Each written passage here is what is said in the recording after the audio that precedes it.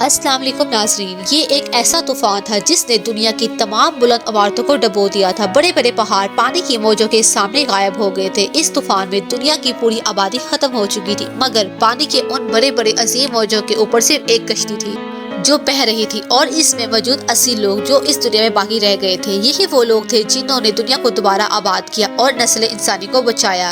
آج سے 5000 سال قبل اس سرزمین پر طوفان کیوں آیا؟ وہ کشتی کس کی تھی؟ وہ لوگ کون تھے جنہوں نے کشتی پر سوار ہو کر اس خطرناک طوفان سے خود کو بچا لیا تھا؟ آج ہم اس ویڈیو میں آپ کو ہزاروں سال قبل آنے والے اس عظیم طوفان کے بارے میں بتائیں گے جسے طوفان نوح کے نام سے بھی یاد کیا جاتا ہے۔ جی ہاں ناظرین، آج کا ہمارا موضوع ہے حضرت نوح علیہ السلام کی قوم پر آیا عذاب۔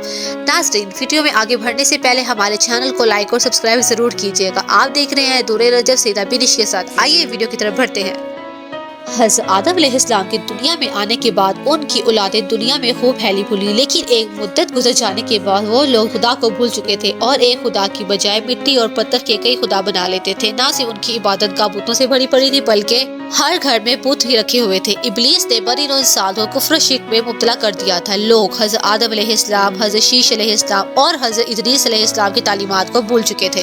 حضرت ادریس علیہ السلام کو وفات پائے سینکڑوں برس گزر چکے تھے، چنانچہ اللہ تعالیٰ نے اس قوم میں سے ایک نیک شخص حضرت نوح علیہ السلام کو ان کی طرح نبی بنا کر بھیجا۔ آپ کے والد کا نام لمک تھا اور وہ حضرت آدم علیہ السلام کے بیٹے حضرت شیش علیہ السلام کی اولاد میں سے تھے۔ حضرت نوح علیہ السلام اللہ کے پہلے رسول ہیں جنہوں نے اپنی قوم کی تبلیغ کی۔ آپ پر کتابیں نازل ہوئی اور سب سے پہلے آپ کی قوم پر عذاب نازل ہوا۔ حضرت نوح علیہ السلام کی قوم ملک عراق کے گرد دوا میں آباد تھی۔ آپ نے انہیں اللہ کی ہدایت اور عبادت کی طرف دعوت دی۔ آپ نے اپنی قوم کو کہا، میں تم کو کھل کھل کر ڈر سنانے اور یہ پیغام پہنچانے آیا ہوں کہ اللہ کے سوا کسی کی عبادت نہ کرو۔ اگر تم اس طرح کفر و شرک میں مبتلا رہے تو مجھے ڈر ہے کہ تم کسی سخت عذاب میں مبتلا نہ ہو جاؤ۔ حضرت نوح علیہ السلام کی قوم نے اس تبلیغ کے جواب میں آپ کو جھوٹا قرار دیا اور آپ کی دعوت کا انکار کر دیا۔ نیز یہ دھمکی دی، اگر تم اپنے وعد و نصیحت اور دعوت سے باز نہ آئے تو ہم پتھر مار مار کر تمہیں قتل کر دیں گے۔ اس زمانے میں لوگوں کی عمر کافی لمبی ہوا کرتی تھی، لہذا حضرت نوح علیہ السلام نے بھی بہت لمبی عمر پائی۔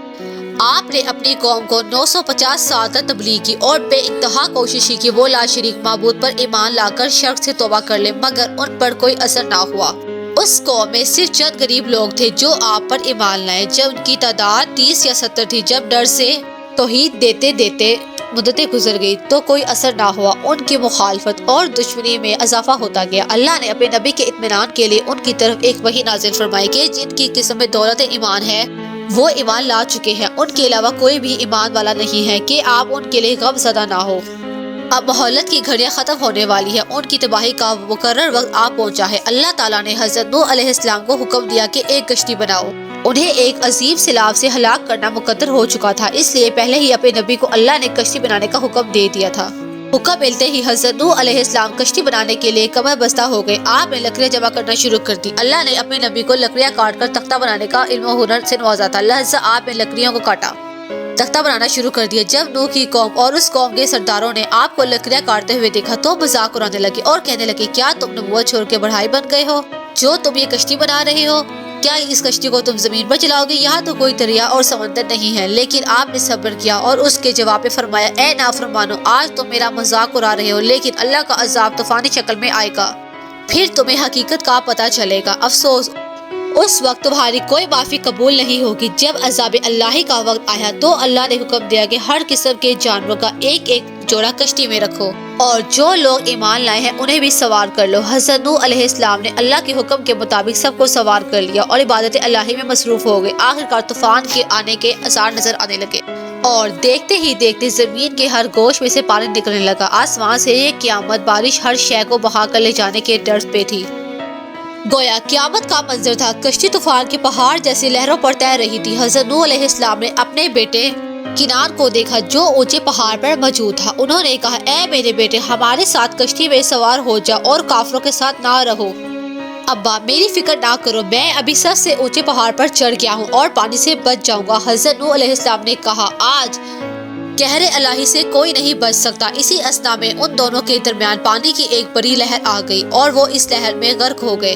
طوفان نوح میں پانی کی لہریں اس قدر بلند تھی کہ انہوں نے روح زمین کے تمام پہاڑوں کو بھی چھو لیا تھا۔ زمین پر کوئی بھی چیز زندہ سلامت نہ تھی، سب کچھ نستو نابود ہو گیا تھا۔ صرف حضرت نوح کی پہاڑ نما کشتی تھی جو صرف اللہ کی مدد سے پانی کی بلند و بالا خوفناک موجوں میں تیر رہی تھی۔ روایتوں کے مطابق کشتی میں 80 شخص تھے اور ہر ایک کے ساتھ اس کا کنبہ تھا۔ یہ لوگ کشتی میں تقریباً 150 دن رہے۔ اس کے بعد اس کا رخ جبل جودی کی طرف پھیر دیا گیا جہاں وہ ٹھہرے۔ پھر حضرت نوح علیہ السلام نے زمین کی خبر لینے کے لیے ایک کوے کو بھیجا۔ کوے نے زمین پر مردہ دیکھے تو وہ جھپٹ پڑا اور تاخیر کی، جس کی وجہ سے آپ نے کبوتر کو بھیجا۔ کبوتر نے ایک زیتون کے پتے کو لے کر آیا اور اس کے پاؤں کیچڑ سے لپٹے ہوئے تھے۔ یہ دیکھ کر حضرت نوح علیہ السلام نے اندازہ لگایا کہ زمین خشک ہو چکی ہے۔ حضرت نوح علیہ السلام نے جودی پہاڑ سے زمین پر اترے اور وہاں ایک بستی تعمیر کی جس کا نام سمامین رکھا، اور پھر یہاں سے نسل انسانی کی شروعات کی۔ پروردگار عالم سے دعا ہے کہ ہمیں اپنے عذاب سے دور رکھ، آمین۔